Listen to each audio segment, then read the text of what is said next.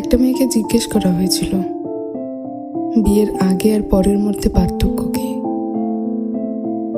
তখন সে বলেছিল, বিয়ের আগে ছিলাম বাবার বাড়ির মেয়ে, আর এখন হয়েছে শ্বশুর বাড়ির বৌমা। আগে আমার মুখে সবাই খাবার তুলে দিত, আর এখন আমাকে সবার মুখে খাবার তুলে দিতে হয়।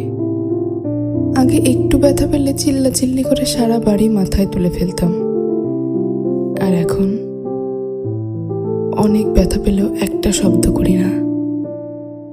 আগে হাসার জন্য মা বকতো, আর এখন কাঁদতে গেলেও ভয় হয়। আগে একটু মন খারাপ হলেই মা বুঝে ফেলতো, কিন্তু এখন ভেতরটা চুরমার হয়ে গেলেও কেউ টের পায় না। আগে ভাবতাম বাইরের জগৎটা অনেক শান্তি, কিন্তু এখন বুঝি মায়ের